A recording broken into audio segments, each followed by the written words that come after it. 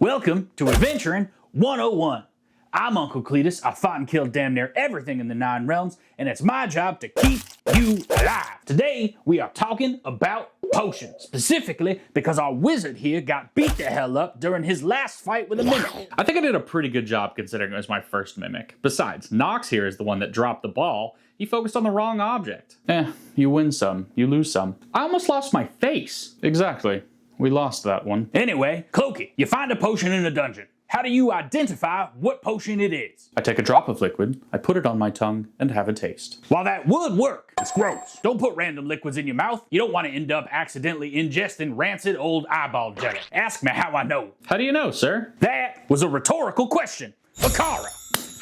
So instead of just randomly tasting suspicious liquids in unmarked bottles, you should be using my patented TIT system. It stands for Tools, Identify, Taste, and Sight. Step 1 is Tools. Now there are 2 tools that allow you to identify potions: the Alchemy Kit and the Herbalist Kit. Now not everyone carries an Alchemy Kit because it's more expensive than a night at the Painted Peach.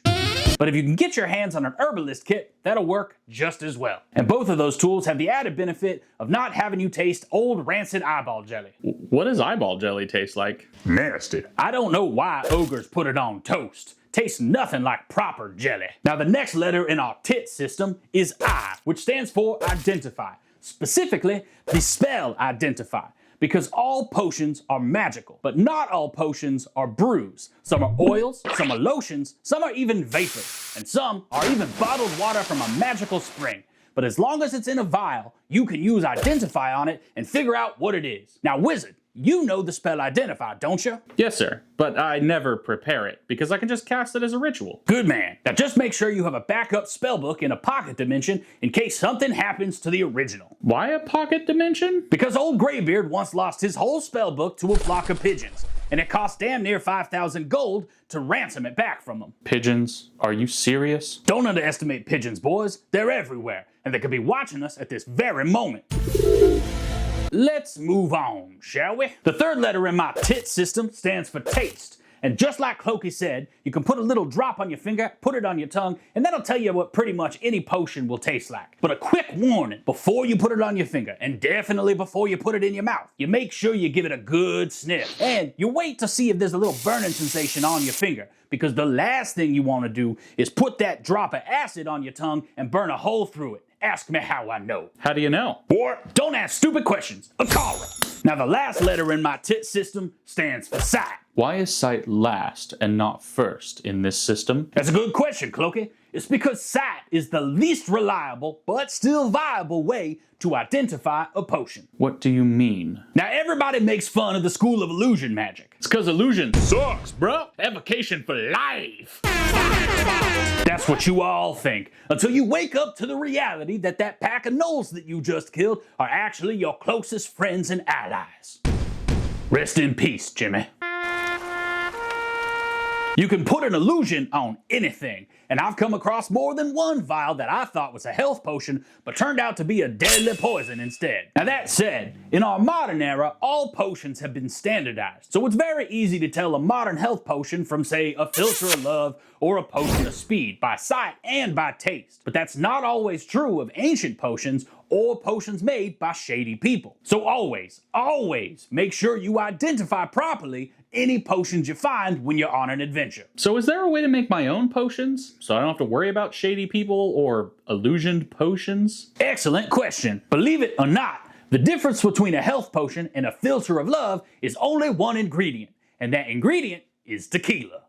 And that's because there's more than one way to make any given potion. But I thought you just said potions were standardized now. I did, but that's because there is a cost-effective way to make any potion. And the powers that be, namely Castco, not sponsored, have decided that that was going to be the standard by cornering the market for the ingredients that are used for any given potion. So when wizards can't cut it as adventurers, they become corporate researchers, and those corporations use specific potion recipes, which then get taught at the academies, which then becomes the standard.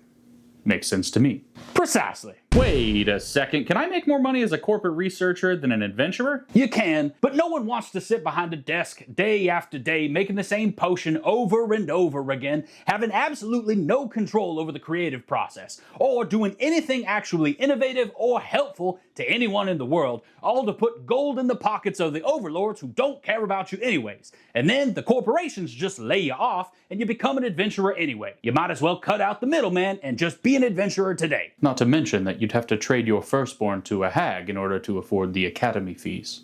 He gets it. If I'm gonna make my own potions, I can really use any ingredients that I want? Pretty much. As long as you have the right tool proficiencies and can get your hands on the ingredients for whatever recipe you're trying to create, and you have enough magical juice to put it all together, you can make just about anything. So is there like a shady marketplace I could go to get the ingredients, or can I just use anything? Well, that depends entirely on what you're trying to create, because sometimes you need the rock guarded by a sphinx, and other times you need water from a whirlpool on the elemental plane of water, and other times you just need the skin of a yeti. So, depending on what you're trying to get, these materials can get very expensive, unless of course you're willing and able to go get them yourself. Man, that sounds like a lot of effort for only a couple ounces of potion. What do you mean, a couple ounces of potion? Well, most potions are only between 1 and 4 ounces of liquid, the exception there being healing potions. That's correct. Up until recently, healing potions used to be 8 ounces of liquid, and they took about 6 seconds to drink, depending on the size of the bottle. But a year ago, Casco updated the formula, and now you get the same amount of healing in a single shot.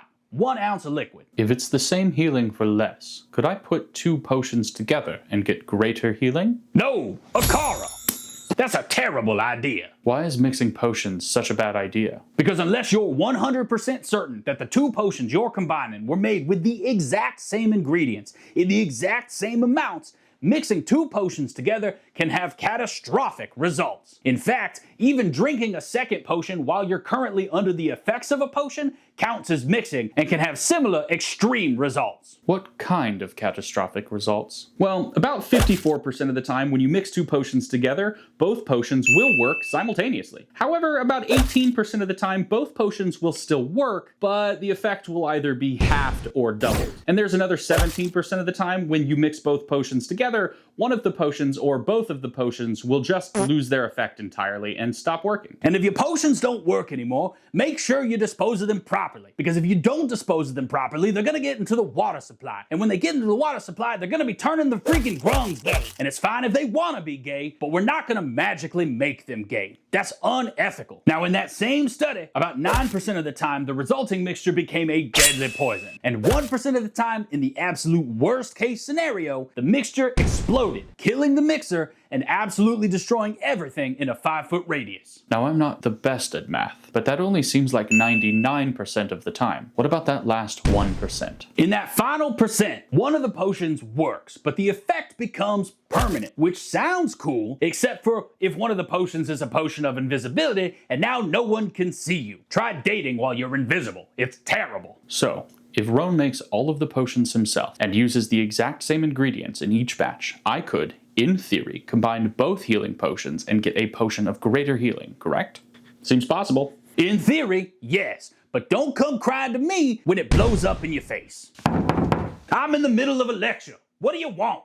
Sorry for the interruption, Uncle Cletus. Oh, it's you, Tiffany. Come on in. Hi, yeah. We have a newbie adventurer with us, and the guildmaster wants him to take this class. Well, let's see the little bugger. Hello, I'm Frog. Frog-a-nackle morning. Oh, you are a little bugger. That's incredibly offensive, but I forgive you. Knackle mornings always forgive the first a slight. Well, that's mighty kind of you. Why don't you have a seat? Now, Frog, what class are you? Oh, I don't have a class yet. I thought I'd learn about my options first. Well, then let's take this moment to talk about party composition and class features, because for the rest of this class, Frog, you're joining their party. Well, nice to meet you, Frog. I'm Roan, evocation wizard at your service. You may call me Nox.